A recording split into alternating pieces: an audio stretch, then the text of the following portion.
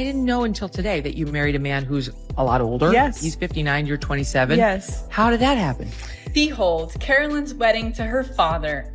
To her husband, with their name above, the Rosillos. Seeing as she's literally the White House's most vocal supporter of stripping Medicaid rights away from senior citizens, and her husband is almost a senior citizen himself, it's really clear what she's trying to do. Shocking new footage has put Trump's press secretary, Karoline Leavitt, back in the hot seat. And this time, it's not about politics. At just 27 years old, she's married to a man more than 3 decades older. And no, he's not her father. He's her husband. Since their marriage, critics haven't stopped dragging her over the massive age gap. But now, with clips of him behaving strangely around her going viral, the internet is asking a question she can't escape. Is this really about love or about money? Politics is messy enough without dragging family into the spotlight. But when you marry into power, privacy isn't an option. And right now, Karoline Leavitt, Trump's shiny new press secretary, is learning that the hard way, especially as people keep asking, how creepy is it that a man old enough to be her dad is actually her husband?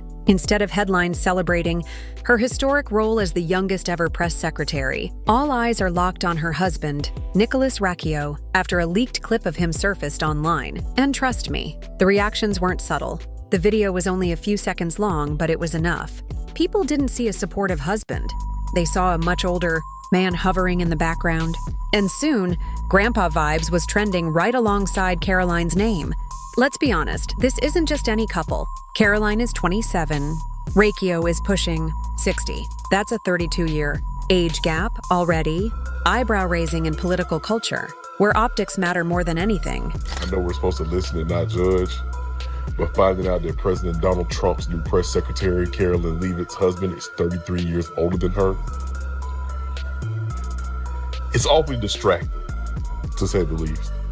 I don't think it makes her incapable of doing her job, but goddamn, it makes it hard to think about anything else while she's up there talking. She's 27 right now.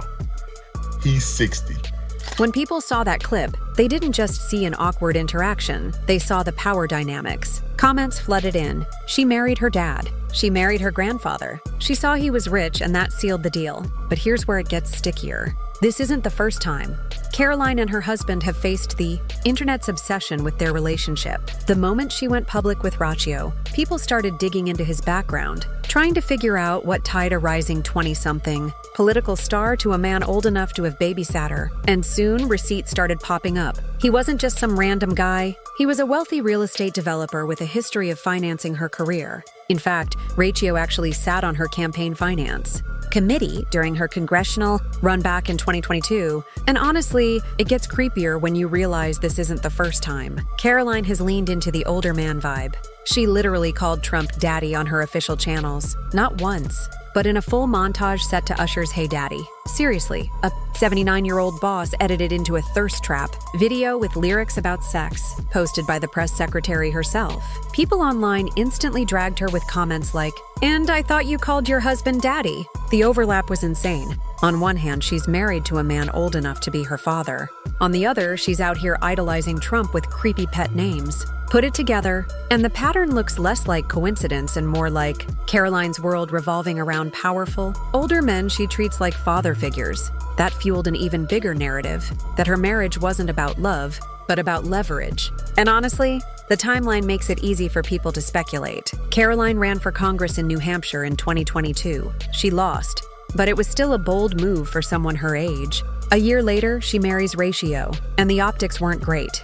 I know we all love to hate Karoline Leavitt, but in a very endearing moment right now, Karoline had her grandfather walk her down the aisle.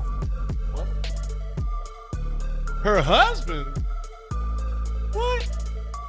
Well, I guess you better lock your peepaw up if Karoline's around. And not only did Karoline not hit the lottery on looks, she didn't hit it on the finances either. Miss Leavitt here has a prenup and has a day job. Now, I guess dating a billionaire and marrying a billionaire does have its perks. By 2024, Karoline and Racchio had a baby boy. Fast forward to 2025, and suddenly she's the White House press secretary, a role that usually goes to seasoned Washington insiders, not 20-somethings still finding their footing. But the viral clip reignited scrutiny. People began digging up old posts, interviews, and photos, trying to decode their relationship. And in unedited videos, the age gap looked even more glaring. One viral tweet summed it up. Karoline Leavitt, 27, married a 60-year-old real estate developer in 2023 and promptly had a child. I'm sure his money had nothing to do with it. At least we know how she got the job now. Another post read, I wondered how Karoline went from failed congressional candidate to press secretary, but I just learned she married a 60-year-old. Mystery solved. That tweet alone sparked thousands of likes, retweets, and memes.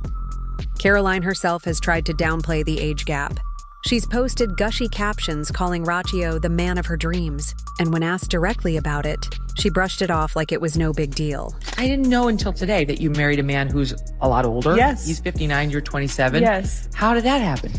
I met my husband during my congressional campaign. A mutual friend of ours hosted an event at a restaurant that he owns up in New Hampshire and invited my husband, and I was speaking, and we met, we were acquainted as friends, and then we fell in love, as you said. And was there any I can't date him, he's 59 or yes, 57, of course. I mean, it's a very atypical love story, but he's incredible. He's my greatest supporter. He's my best friend. He's my rock. But the marriage itself isn't the only timeline people are picking apart. The baby in 2024 added another layer to the story. Karoline gave birth to their son, little Nico, in July. Instead of taking maternity leave like most new moms, she was back at work just days later. She told conservative outlets that she felt compelled to return because of the attempted assassination of Donald Trump, calling it a historic moment she couldn't miss. And according to Karoline, Raccio fully supported the decision, even encouraging her to get back on the podium. I think every working mother understands the demands, and no matter where you are or what you're doing, there is a sense of guilt.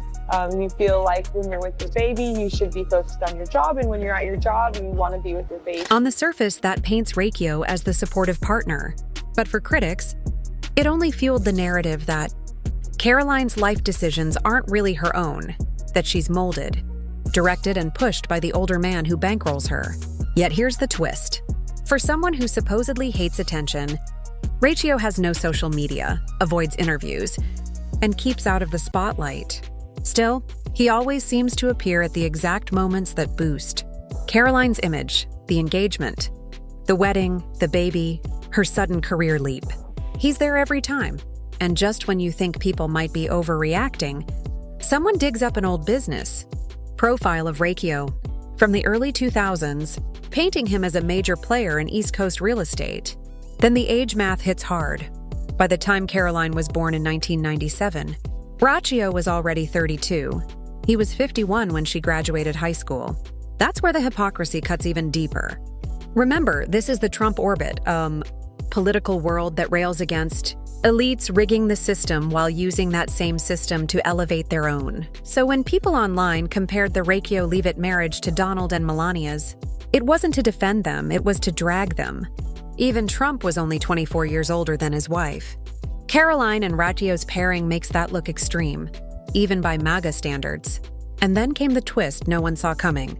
A resurfaced clip of Karoline herself in a Heritage Foundation training video tied to Project 2085. My name is Karoline Leavitt, and I am a former political appointee in the Donald J. Trump administration, where I served in the White House press office as an assistant press secretary. Before Trump even returned to the White House, Karoline appeared in a video called The Art of Professionalism, where she gave tips on confidence, competence, and preparation. Knowledge, and that's a very important characteristic to have. However, you have to understand, as your first day as a political appointee, regardless of which branch you serve in, which agency you work under, you're not going to know everything. You're not going to have all the knowledge, but competence is key. You have to be resourceful. Don't go to your boss, who is definitely going to be a lot busier than you are, and ask them questions that you could have the answers to yourself first. Once Project 2025 started making headlines, that clip suddenly became ammunition. And it didn't stop there. When people dug into Raccio's business records, they discovered his company, Raccio Enterprises LLC, holds millions of dollars in assets across New Hampshire and Massachusetts. That's where the speculation kicked in. Was Karoline chosen for her talent and grit, or because she brought Racchio's money and influence to the table. And let's not forget, Karoline's rise wasn't just fast. It was practically vertical. She went from Fox News intern to Trump campaign comms staffer to failed congressional candidate to White House press secretary, all before turning 30. That kind of trajectory doesn't just happen overnight. But according to some supporters online, this was exactly what Karoline had planned. And seeing as she's literally the White House's most vocal supporter of stripping Medicaid rights away from senior citizens, and her husband is almost a senior citizen himself, it's really clear what she's trying to do, and I admire her transparency. Plus, I've dated significantly older gentlemen, and there are a lot of pros. Like, it's really easy to figure out once they've gone to sleep because they're all hooked up to a CPAP machine, so then it's really simple to go through their phone and buy yourself things on their credit card, hypothetically. But that's not all, because behind the gossip, there's a political playbook at work. Campaigns know how to handle scandals like this, and they usually follow one of three strategies. Option 1, ignore it. Let the story burn out by starving it of oxygen. Option 2, reframe it. Spin the age gap into a wholesome family values story about love defying the odds. Option 3, flood the zone. Bury the gossip under a wave of unrelated wins, policy rollouts, baby photos, and glowing headlines. And if you've noticed Karoline suddenly posting more curated family shots, or MAGA influencers rushing to defend her marriage, that's no accident. That's strategy. Still, strategies only work if the receipts don't keep coming. And here's the thing about political scandals. They don't have to be real to be dangerous. For Karoline Leavitt, perception is her entire currency. As White House press secretary, her job is literally to control narratives. But if the narrative becomes her husband, her credibility takes a hit she may never recover from. And the problem is already visible. Every time she steps to the podium, the comments under clips of her briefings aren't about policy or Trump's agenda. They're about ratio. One leaked clip has already turned their marriage into a liability. But the whispers say a second video is coming.